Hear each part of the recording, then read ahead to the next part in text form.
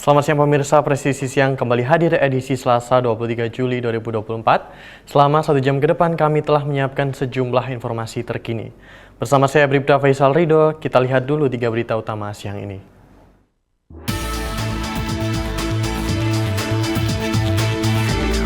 Tim voli Jakarta Bayangkara Presisi berhasil menjadi kampiun kompetisi voli nomor 1 di Indonesia Proliga 2024.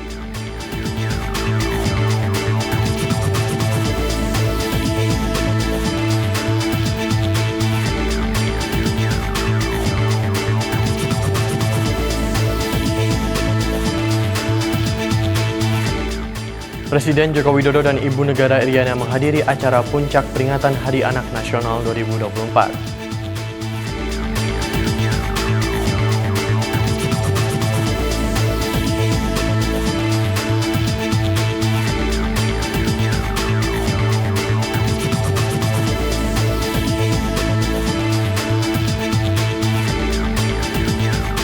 Bareskrim Polri berhasil membongkar kasus peredaran gelap bahan kimia berbahaya berupa obat perangsang atau dikenal dengan istilah poppers.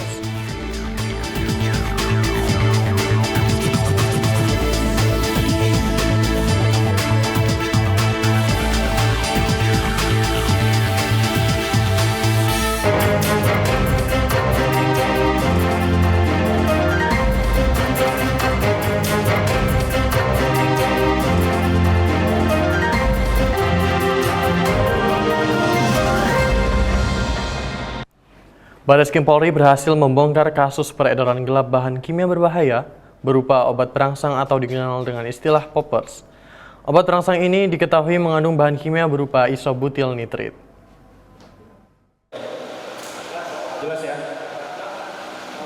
Hal ini disampaikan Dirtipit Narkoba Bareskrim Polri Brigjen Pol Mukti Juharsa dalam rilis kasus pada Senin lalu. Ia menjelaskan pengungkapan kasus ini berdasarkan laporan dari masyarakat. Petugas kemudian berhasil mengamankan salah seorang tersangka berinisial RCL yang beroperasi di wilayah Bekasi, Jawa Barat. Brigjen Pol Mukti mengatakan berdasarkan pengakuan RCL, bahan kimia ini didapat dari Tiongkok yang kemudian disimpan oleh seorang berinisial E. Kemudian bahan kimia yang dibuat menjadi obat perangsang ini dijual secara daring. Dari pengungkapan kasus ini, Bareskrim berhasil menyita 228 botol obat perangsang yang belum diberi label merek, serta 597 kotak obat perangsang dengan berbagai jenis merek. Selain pelaku RCL, Bareskrim juga berhasil menangkap MS dan P dalam kasus serupa. Keduanya diketahui mendapatkan bahan kimia ini dari seorang berinisial I dari Tiongkok. Brigjen Mukti menyebut pihaknya telah menetapkan E dan I selaku pemasok sebagai DPO. Sementara itu, Kasubdit 3 Ditibit Narkoba Bareskrim Polri Kombes Pol Suhermanto menjelaskan bahwa obat perangsang ini mengandung isobutil nitrit dan sudah ada peringatan dari BPOM pada tanggal 13 Oktober 2021 terkait larangan penggunaan bahan kimia tersebut. Jadi poppers ini obat perangsang yang digunakan oleh kelompok tertentu untuk berhubungan seksual sesama jenis, ya. Dan sudah ada public warning dari BPOM tanggal 13 Oktober tahun 2021 tentang melarang produk berupa cairan dalam bentuk bahan kimia obat isobutil nitrit. Jadi kandungan dari poppers ini isobutil nitrit. Cara penggunaannya dihirup, untuk setelah itu ada efek tertentu, ya.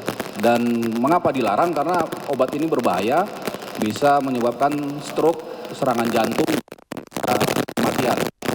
Jadi dari kasus ini kita menangkap 2 kasus importir langsung dari China.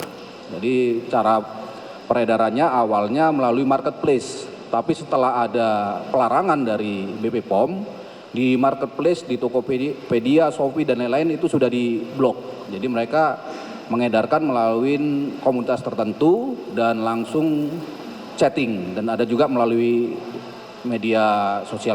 Direktorat Tindak Pidana Narkoba Bareskrim Polri berhasil mengungkap 3 kasus utama narkotika dan penyelundupan bahan kimia berbahaya pada bulan Juli 2024. Dari kasus tersebut, 8 orang ditetapkan sebagai tersangka.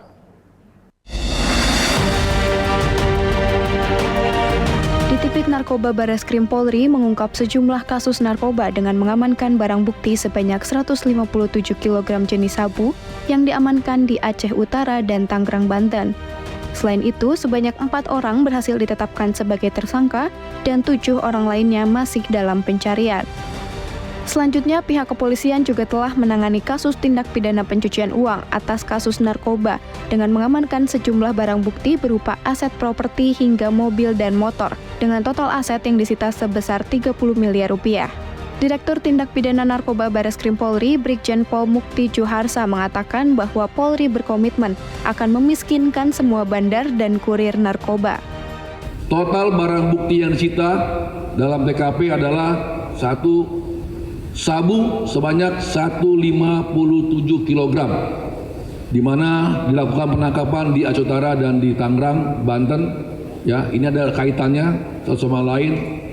Ya, pengembangan dari Aceh dapat diungkap di Banten, totalnya 157 kg. Yang kedua, bahwa komitmen kami akan memiskinkan semua bandar dan kurir terus akan kami lakukan, yaitu kita telah menyita aset bandar narkotika dalam kasus lain, tapi sekarang kita naikkan kasus TPPU-nya.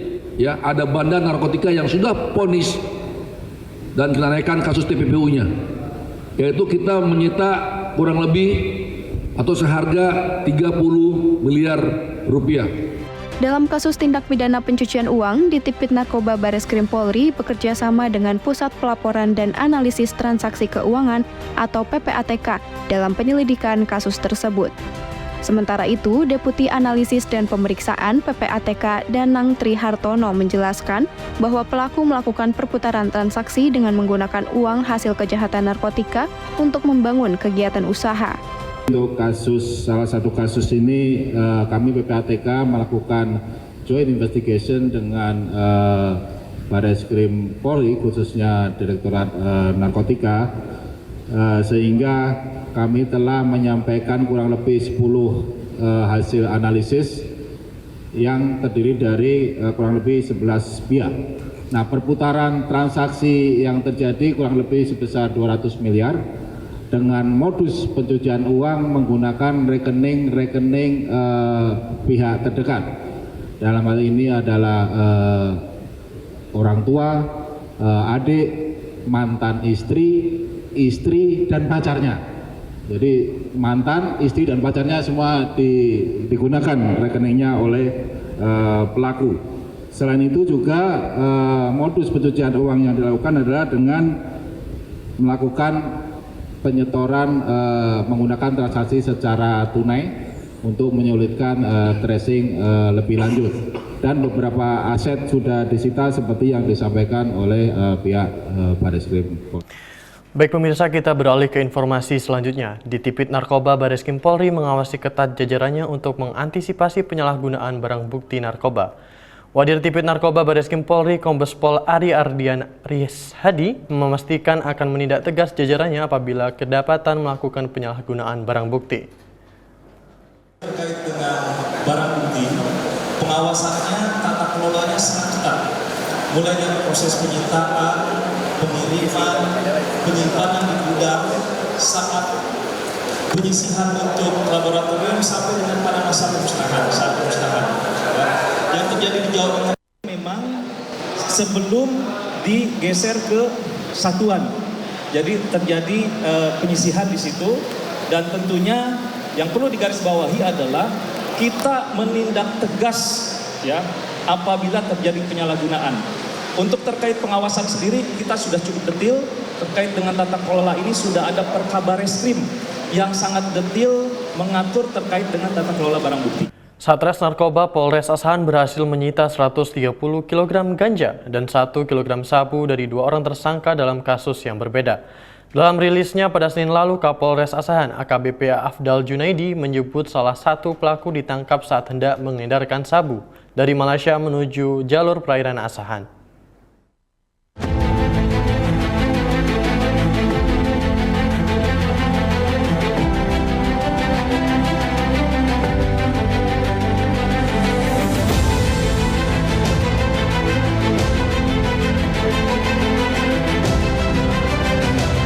Alhamdulillah pada hari ini kita melaksanakan press release berkaitan dengan pengungkapan kasus narkoba. Ada 2 kasus. Yang pertama adalah pengungkapan kasus narkotika jenis sabu yang diungkap pada hari Selasa tanggal 9 Juli 2024 oleh personil Satpol Airut Polres Asahan. Awal itu dari Aceh yang bersangkutan kami monitor bersama tim di lapangan menggunakan plat mobil Aceh BL. Ternyata pada saat melintas wilayah Polda Sumatera Utara yang bersangkutan langsung mengganti dengan plat palsu BK1781CN. Jadi kita sudah monitor dengan tersangka ini, kita buntuti mulai dari perbatasan Aceh sampai ke wilayah kita. Alhamdulillah berkat koordinasi yang bagus antara semua jajaran, baik itu dari Satgas Narkoba, Satlantas, Polsek jajaran, kami bisa membuntuti sampai di wilayah Pulau Raja. Kita sama-sama saling membahu, saling koordinasi, saling komunikasi yang bagus. Semoga kita bisa mewujudkan Sumut ini adalah provinsi yang bebas dengan narkoba.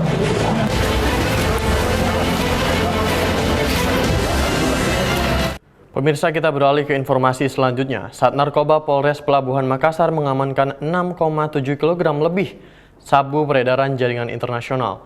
Barang bukti tersebut ditanam di dalam tanah dengan bungkusan sangat rapih. Segel tertutup rapat dan dengan penutup plastik.